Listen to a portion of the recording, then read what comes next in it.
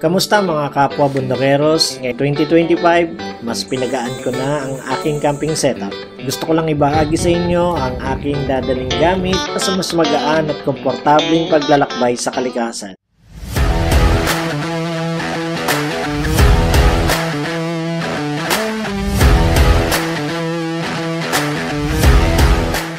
So, from my normal 48-liter bag, Osprey, meron ako dito Ioniji, Chinese brand to na backpack, 30 liter, at ito na magiging backpack ko for 2025. Actually, hindi na to bagong backpack. Ginamit na to ng wife ko sa Mount Pulag last year.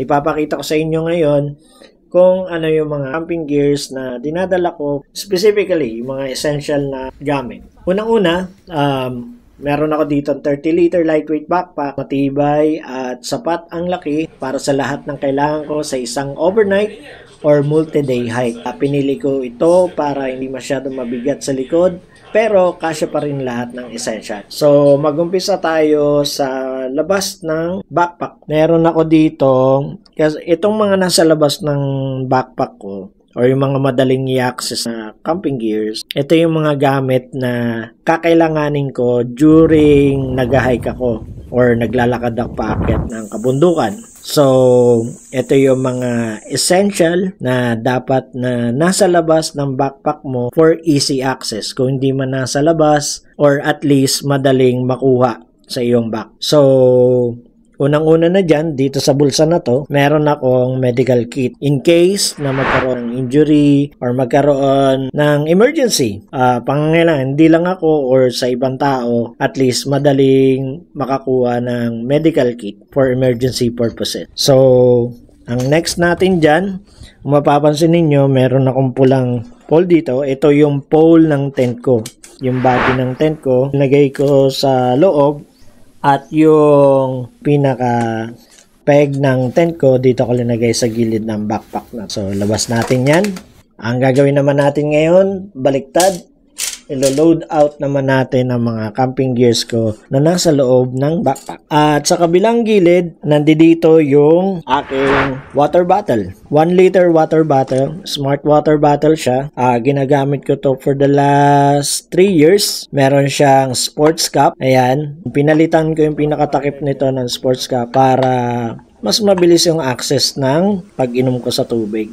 Ayan. Kung itatanong nyo bakit water bottle at hindi yung mga hydro pack na merong hose, hindi ko lang siya talaga preferred. Unang-una, mahirap siyang refillan ng tubig in case na maubos. Pangalawa, pag nag-leak ito, sigurado basa lahat ng gamit mo sa loob. At yung pangatlo na ayaw ko, minsan pag nagka-clog doon sa hose, ang hirap ng linisin. At kung wala ka pang extra bottle para inuman, magiging hassle yung akit ninyo. Kasi ilalabas mo yon, i-check mo kung saan nagka-clog, maaring naipit or doing something, napaka-hassle. Imbes na dire-diretso lang yung akit mo sa bukundukan, magkakaroon ka pa ng hassle. Wherein, nangyari na sa akin multiple times. So, ang next camping gear, buksan na natin to. Ang mapapansin nyo, ang fast pack pala, meron niyang mga bulsa dito sa harapan. Ayan. Lagayan din ng water bottle, ng cellphone, at kung ano-ano pang madaling kunin or easy access like food trail, ganon. Pwede mong lagay dito yung mga maliliit na gamit, yung mga electronic gadget. Ayan, itong cellphone ko, kasya yan dito sa gilid. Buksan natin. Ito ay roll top. So, nandito yung mga ibang camping gears ko na nasa ibabaw. Ito yung fleece jacket ko, windbreaker na jacket. In case na kailanganin ko sa pagmalamig na yung klima sa taas ng kabundukan. And then, extra wool sock. Hindi ako nagko-cotton na medyas kasi yung cotton na medyas bumabaho. Ito hindi.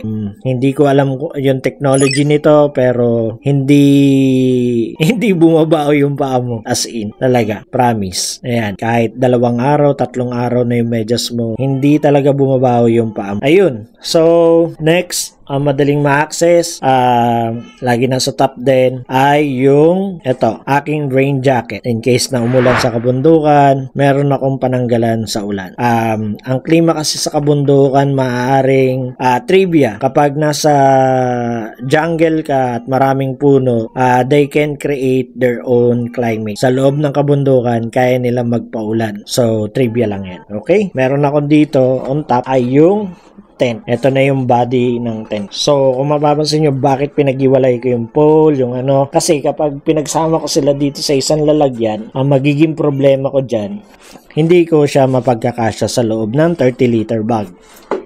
Kasi masyado siyang malaki. Ang elixir ay medyo malaki, pero matibay ito. Matibay sa hangin, matibay sa ulan. Pero hindi ko sinasabing bumili kayo nito kasi medyo price ito. Meron naman tayong mga alternative dyan na mas mura na mabibili nyo sa Brown Trekker, sa Basecamp, Habagat. Check their local store. Meron sila nun. Definitely mas mura dito sa tent na. Yung quality ng tent nila, angkop yon sa climate ng Pilipinas. Kaya ng malalakas na hangin at ulan na rin. Okay? So yun. Coleman, yun, maganda rin yun. Mga entry-level na tent. So, linagay ko siya, kung mapapansin nyo, sa ibabaw. Kasi, pagdating sa camp, ang una mong isa-set up ay yung tent. Para meron ka na kaagad shelter to protect you from wind, malalakas na ulan. So, yun. Kaya, nasa ibabaw siya para madali mo siya makuha at ma-set up mo kaagad. Kasi, kung ilalagay mo yun sa ilalim, magiging problema yan. Kasi, halongkatin mo pa, ilalabas mo lahat ng gamit mo bago mo makuha yung tent mo. At sumunod sa aking backpacking camping gear ay itong electronic gadgets ko. So, nasa ibabaw. Nandito kasi yung aking power bank. Ginagamit ko itong power bank para i-charge yung cellphone ko, yung headlamp ko, at yung power or air pump ko. At sa mga ilaw ko pala. Ang traditional na headlamp na ginagamit noon ay yung ginagamitan pa ng batteries. Ngayon, pwede mo na siya gamitan ng power bank. Para isa na lang. Parang pinakamalaki mong battery para sa headlamp, sa cellphone mo, at para sa kung ano-ano pang gadget. Meron ako dito 10,000 mAh na night core. Waterproof na rin siya. So kahit mabasa to, okay lang. Gagana at gagana. At sa loob nito, meron akong power pump. Ang power pump ko ay Flextail gear. Ginagamit ko to para mag-inflate ng camping pillow at ng air mattress ko para sa magandang tulugan. Mga inflatable sleeping bag, pad. Tapos, ang next nating gamit ay itong food bag. So, dahil wala nang mga compartment ang aking backpack, dito ko na linalagay lahat ng aking food bag para wala na akong nakalimutan. Panluto ko, pagkain ko, utensils ko, nandito na lahat. So, titignan natin. Karamihan lightweight na rin yung mga gamit ko dito. So, pakita natin. So, meron akong plato. Ito ay Trangia. Napaka-lightweight na rin ito. Tapos, meron akong UCO na cup sa kape, tubig, ito kong ilagay, tea, mga ganun. Ito yung nagiging baso ko. So, yun. Lagyan natin yan dyan. At ito yung lutuan ko. Trangia rin na aluminum. I think it's a Trangia 210. At sa loob nito, nandito na yung aking kutsilyo at stove, yung pang filter ng kape. Nandito na rin yung ketchup. Nakuha ko sa Burger King. At sugar if I need sugar. At salt. Yan. Condiments. Nandyan na rin. And then, knife. Ginagamit ko to sa pagkain, sa safety, at mga pang-repair na din. At ito yung pinaka-stove ko. Ito yung MSR stove ko. Super lightweight, super small, but can do its job. Perfect sa mabilisang pagluluto. Then, tapos alam pa ng food bag ko. Ito, coffee, tapos trail mix para sa habang nagtitrail ako, meron akong kinakain snacks. Of course, hindi mawawala ang trash bag. I do have a trash bag with me. Of course, yung mga mga basura natin dito nilalagay. Meron din ako ditong, meron ditong 110 na butane. Dito ako kinakabit yung stove ko sa ibaba. Threaded one, mo siyang isalpak direct. Yung iba, kailangan mo paggamitan ng adapter. So, ito, no need na kasi threaded naman tong butane na to. Tapos, ano pa laman ng food bag ko? Yan, another trail mix. Yan. Tapos, meron din ako dito carabiner just in case kailangan ko magsabit ng basura kasi minsan yung mga basura natin, di naman natin yung pinapasok sa loob ng tent. Ang ginagawa ko is itatali ko to, lalagyan ko ng rope dito and then dito nakakabasura. Tapos itatali ko sa puno para nakahang para yung mga rodent o yung mga dagang bukid or dagang bundok, hindi siya pumasok sa loob ng tent natin. So, and the last thing na nasa food bag ko ay isang titanium spoon, long spoon, pangluto na rin at the same time. Multi-tool na siya at pangalo ng. At ito yung pinaka-camp light ko. Isa rin siyang Nitecore, battery system by Nitecore. So, ang gagawin mo dito is yung mapapansin ninyo merong silver and black to. Meaning, ito yung positive at yung nasa gitna yung negative. So, kapag sinalpak mo tong lamp na to, iilaw siya. So, tatayo mo lang siyang ganun sa table or kahit saan man. Yan, meron ka ng camp light na static or pwede rin to sa loob ng tent in case na may ginagawa ka sa loob ng tent mo or doon sa kung saan ka nagluluto. Okay, natin yan. Ayun, lagay natin yan dyan. At next stop natin ay itong air mattress ko. Air mattress ko ay isang Nemo na meron 2.5 R-rated. Ito yung inflatable sleeping pad ko para dagdag na comfort at insulation mula sa lamig ng lupa na which is angkop sa climate ng Pilipinas. Maliit lang siya, magaan. Dito ko ginagamit yung air pump ko. Hindi ko siya ginagamitan ng pag-ihip sa butas nito kasi kapag inihipan mo to, syempre pag umihip ka, may kasamang laway yon. Yung laway nun sa loob, magkukos ng mold sa loob at bababa yung R value at possible na masira yung air mattress mo. Kaya wag niyong gagawin yun. Bili na lang kayo ng air pump para dun sa mga air mattresses ninyo.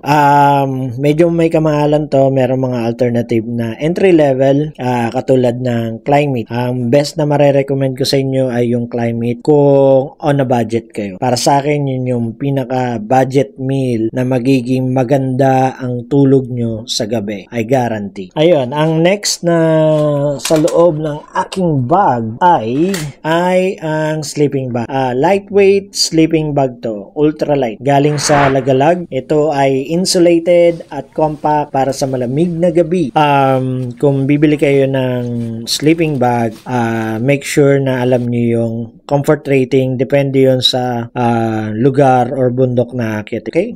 So, yun. At ang ano po ba naman ang bag ko? At ang pinaka-last sa bag ko, ayan, at wala na siyang laman, ay camping pillow. Ito ay 4 class na camping pillow by Decathlon. So, kalit lang niya, nakagaan, mura, at masarap iunan. So, bakit may camping pillow? Kasi gusto kong imimik o gayahin yung pagtulog ko kapag natutulog ako sa bahay. So, meron kang kama, meron kang kumot, at meron kang unan. So, kapag namimik mo or nagaya mo yung tulog mo sa bahay mo at nadala mo sa outdoor, sigurado magiging presko at magaan ang paglalakbay mo sa susunod na araw kasi nakapag-build up ka na ng more energy sa katawan mo. So, for navigation, ito ang ginagamit ko, Garmin. Yan, Garmin watch. Ang gamit ko for GPS, for navigation. Or better yet, kung magi-start pa lang kayo, or meron doon sa mga pupuntahan nyo namang lugar, meron naman yung mga local guide. Pwede nyong rentahan para i-guide kayo hanggang makarating kayo ng summit. At karamihan sa mga kabundukan ngayon, usually required na rin yung mga guide. Unlike dati, walang guide. So ngayon, mas madali nyo na makakit yung mga kabundukan kasi meron ng actual guide. Tapos, sa trail shoes, kung bibili kayo ng trail shoes, make sure maganda yung lugs. May mga lugs sa ilalim. Ayan. Kasi yan yung magiging friction nyo or kapit pag umakit ng kabundukan. Matutulungan kayo nito iangat at hindi madulas sa trail. Pero kung wala naman, pwede nyo gumamit ng mga rubber shoes. Just make sure na merong mga thread na katulad nito sa ilalim. At kung in case pala talaga nabibili na kayo ng mga trekking shoes, make sure na gamitin nyo muna sa sa city or kunwari papasok kayo ng trabaho, papasok kayo ng eskwela. Gamitin nyo muna ng gamitin hanggang sa maging komportable yung paa ninyo. Pag komportable na yung mga paa ninyo, ayun, pwede nyo na magamit yan sa pag-hiking.